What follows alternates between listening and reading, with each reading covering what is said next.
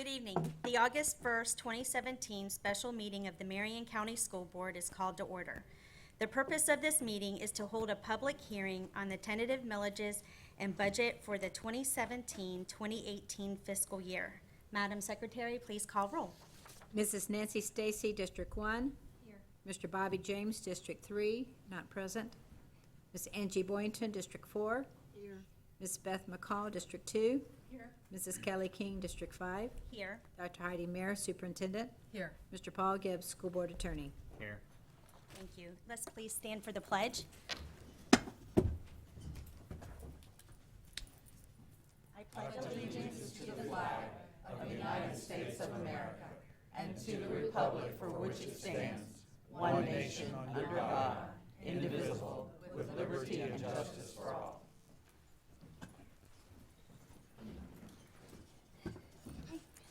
Superintendent Mayer would like to provide opening remarks regarding the 2017-2018 fiscal year tentative budget received last week and on the proposed millage rates. Thank you, Madam Chair.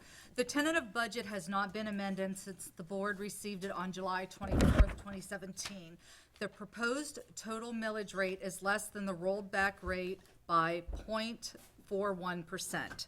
The board has set work sessions to review the budget at 9 a.m. for Thursday, August 3rd, Wednesday, August 9th, and Thursday, August 17th if we need. The final budget hearing is scheduled for September 5th. I'd like to now ask Deputy Superintendent Dr. Ham and Ms. Boston Ellis, our Chief Financial Officer, to do their presentation.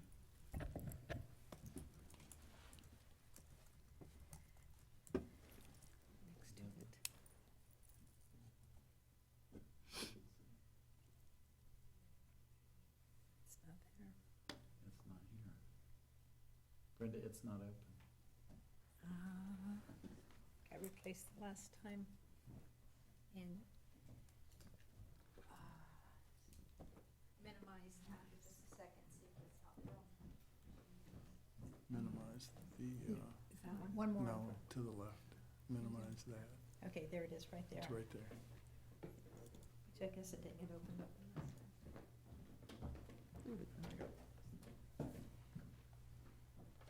Okay, you got the clicker? Okay. Good evening, Madam Chair, Madam Vice Chair, board members, Superintendent Mayer. Thank you for this opportunity to share with you the tentative budget for 2017-18.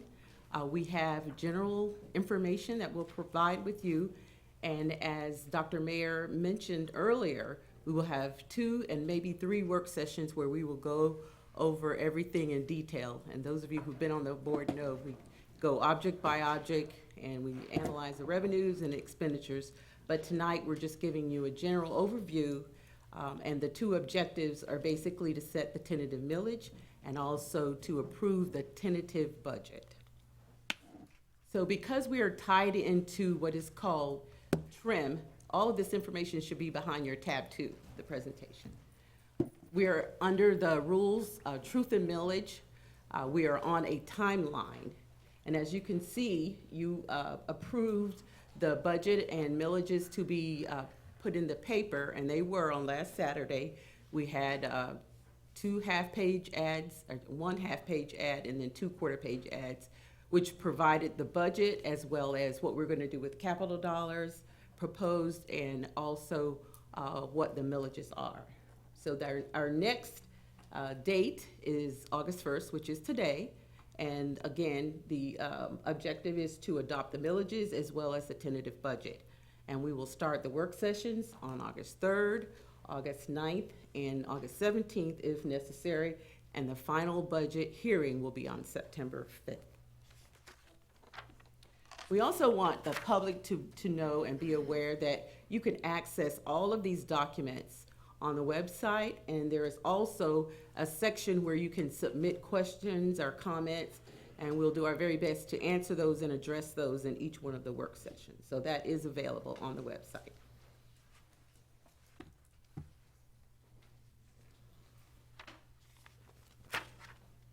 Again, the objective is to adopt the tentative millages as well as the overall tentative budget.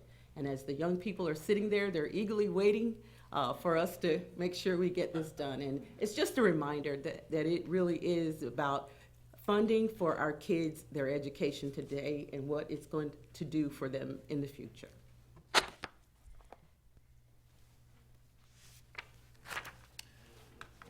The goals for the 2017-18 budget are slightly revised from what you've seen in the past. Certainly, we're going to align our budget initiatives with the existing strategic plan. We also are very cognizant of the requirement on class size and want to comply with that. And we want to emphasize people over things, and that's why you'll see mention of human capital, which is our greatest investment. We want to leverage our existing resources to be able to maximize student learning, and as you know, that means focus on the classroom. And finally, we continue to restore programs that suffered during declining revenues of the recent recession.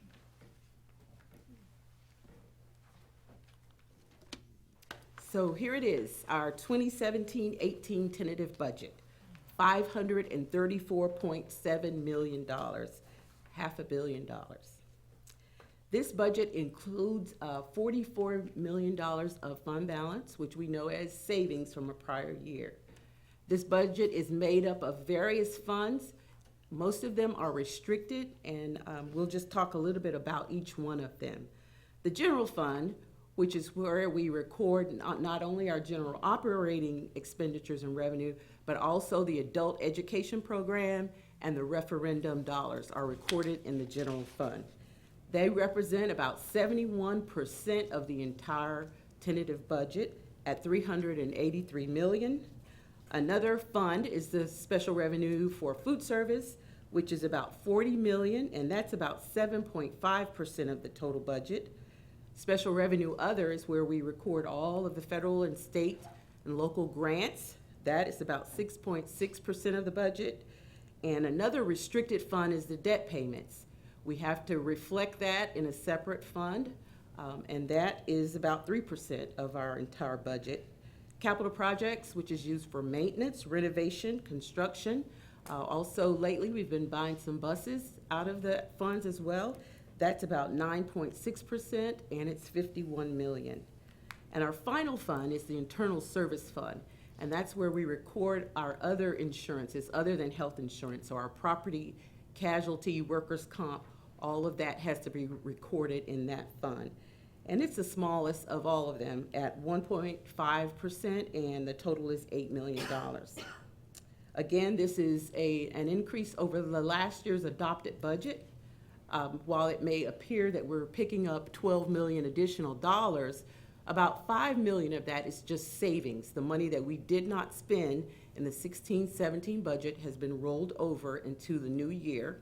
We did, because of the taxable value increasing, we did get some additional revenue for the referendum as well as the capital projects, and then also a little additional revenue from food service. The increase in the general fund was about $5 million, and we'll talk a little bit later about that, but that's basically due to a projection that we're going to pick up another 215 FTE. So we'll have to watch that, and we'll hold back some of the dollars to make sure if we don't meet the 250 FTE estimate additional, that we don't spend that money before we actually earn it. When we talk about the changes in revenue, it's already been mentioned that property values, as they go up, and they're up in the county about almost 6%, we have a benefit of increased return on the referendum and increase in capital funds. What we do not get is an increase in the required local effort, because this year the legislature voted to cap the product of our required local effort. And what that means is, as the assessed property values in Marion County go up, the millage rate has to come down so that we're precluded from participating in the economic recovery to that extent. There's an increase in the base student allocation of $43.24. That's in uninflated dollars over last year. The unweighted full-time equivalents, as Mrs. Boston Ellis reflected, we expect about 254 additional students. And if we don't get those students, then we have to adjust the projected revenue accordingly. And finally, just to remind you that despite what you might have read, when we adjust for inflation, this budget is behind the one of 10 years ago by about $1,084 in per student funding. As I mentioned before, the state budget, which 10 years ago was at $71.5 billion, has actually outpaced inflation in the decade since, to where projected to be $79.9 billion this year, it's actually almost $83 billion. So we have a state budget that's outpaced inflation, but we have revenues for education that have fallen behind by that amount. As I mentioned earlier, the predominant fund in all of our budget is the general fund. We call it the combined, but it's the operating budget plus the adult education as well as the referendum. So that is the largest fund that we have. And basically, the costs that are involved in that are personnel and benefits, as well as utilities, transportation costs, materials, and supplies. So let's just take a look at our total operating revenue for that general fund combined. As you can see, for the 17-18 year, we're at $341.8 million. And then if we did not include the referendum, it would be $324.1 million.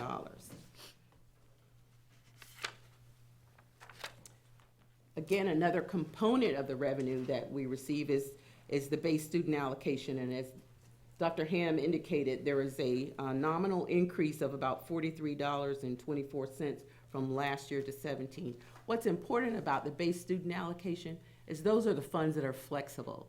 They're not categorical, they're not restricted in any. So when we see increases of $100 to $200 in our base student allocation, that means our economy is healthy and that we're allowed to have more flexibility in the funds. Last year was an increase of about $6. This year is a little bit better, but we had expectations of receiving between $100 and $200 increase per student in the base student allocation. So a part of our funding comes from the local sources. As you know, we are required by the law in order to participate in the state funding, there has to be a local contribution. And as Dr. Ham says, we wait for the state to set the required local effort, and then our process takes off. For this current year, the millage is 4.299, and the required prior period adjustment is 0.013.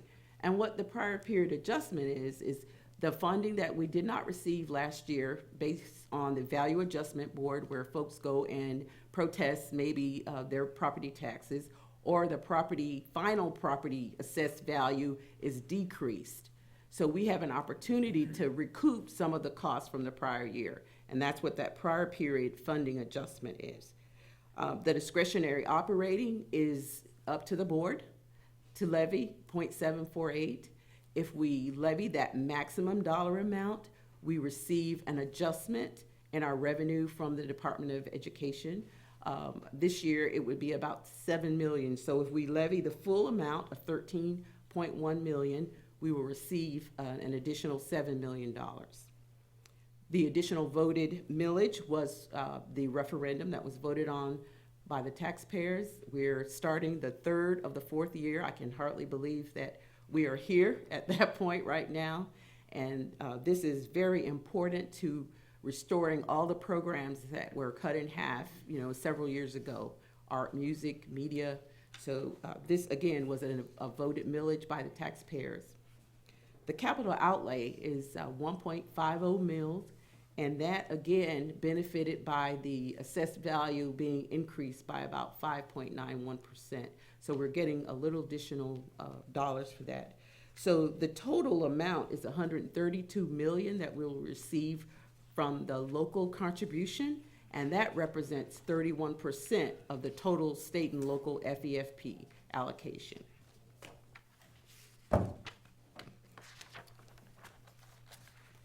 As Dr. Ham stated, because the required local effort was adjusted down because we had additional assessed value in our property, we were still at $106 million for the 17-18 year. And without the referendum, we would be at 89 million. So let's move over to expenditures and talk about that just a little bit. In our general fund combined, so remember that's adult ed, referendum, and our general operating, salaries take up about 280 million of that budget.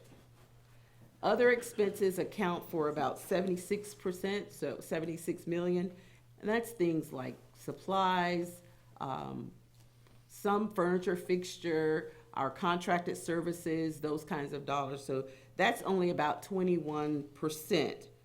And the other item I wanted to point out to you in the bullet that says salaries and benefits for instructional and instructional support.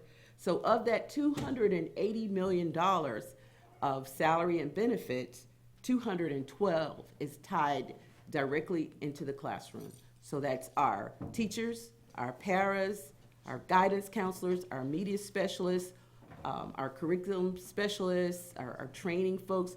So the majority of that money, so almost 80% of the 280 million, is directly tied into the classroom.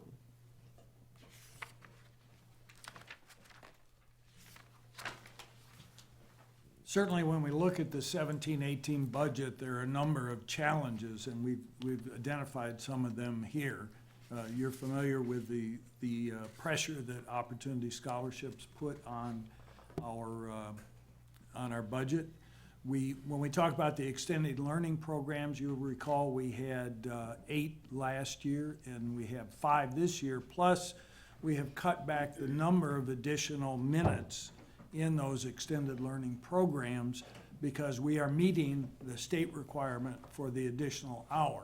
And last year, they actually went well beyond that. Even all of our schools had an extra 20 minutes built into them. So we're now compliant with the law, but we've reduced the cost to the district on the extent of that extended learning. Digital learning and computerized testing and technology hardware, those are all challenges in our budget, and we've met those challenges in this budget to make sure that we're taking care of those needs. We had an increase in healthcare costs. You recall in an earlier board meeting that we had started out at about an 18% increase, and we were able to get that down to around 11%, and the board voted to absorb that increase to the benefit of our employees. Capital revenue reductions, and here we're talking about categorical revenues. Deferred maintenance on aging buildings. You recall from Mr. Knight's presentation that when we look at the 5-year plan, we have budgeted about 9% of the true needs we've identified over that 5-year period. And we're really in a triage mode now on things like HVAC systems. As they fail, we have to repair them. We continue to replace our buses and other overage vehicles, and this has been a tremendous asset to our transportation requirements.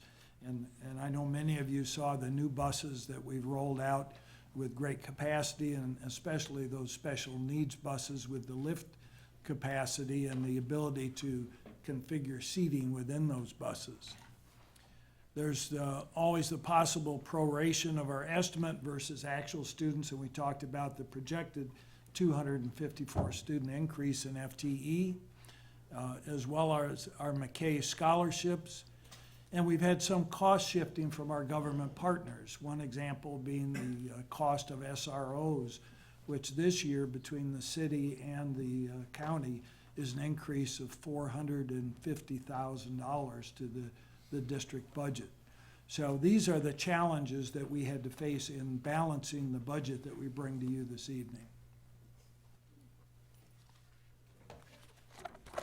So in summary, we have balanced the budget as required by law. The budget is $534 million, and it's an increase of about 2.43% over the prior year. Our property tax millage is 0.36 lower, even though we have an increase in our taxable value. We have limited resources, as Dr. Ham mentioned, with $350 million of needs, unfunded needs in our capital plan, and that we will continue this discussion beginning on Thursday. Thank you very much. Are there any questions? Board, do we have any questions? I had one as you were going through and it went, I'll think of You it. call me?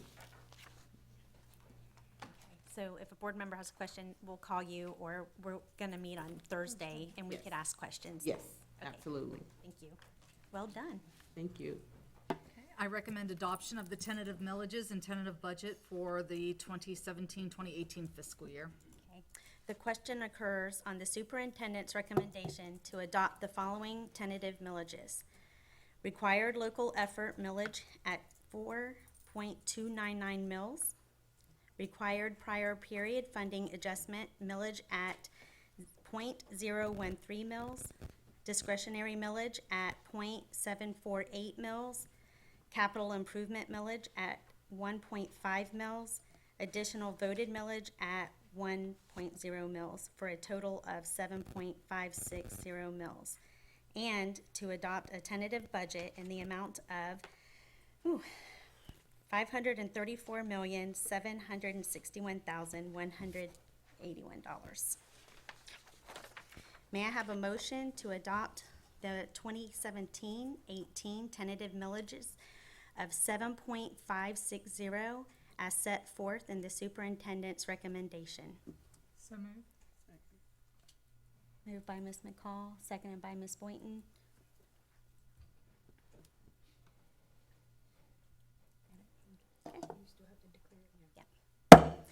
I declare a public hearing. Is there anyone present who wishes to address the board concerning the proposed millages or rolled back rate? Okay, seeing none. Board members, do you have any discussion? Okay. All right, all those in favor signify by saying aye. Aye. And those that oppose, like sign. I don't think there's any.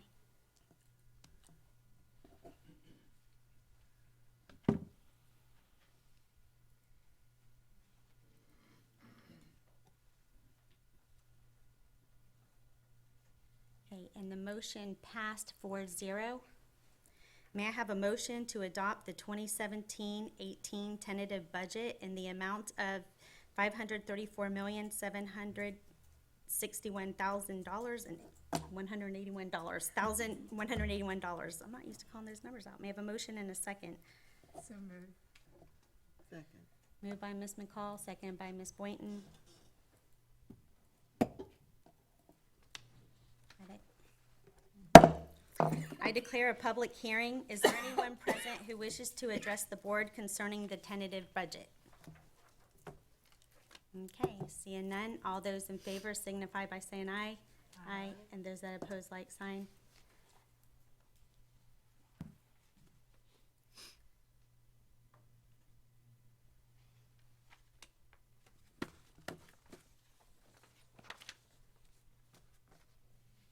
And the motion passed 4-0. There being no further business, may I have a motion to adjourn? Moved by Ms. Boynton, seconded by Ms. McCall.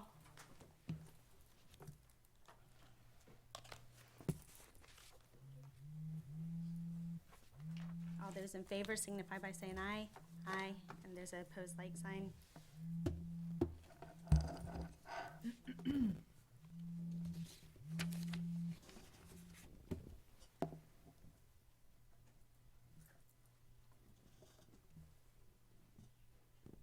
And and the motion passed 4-0. The meeting is adjourned.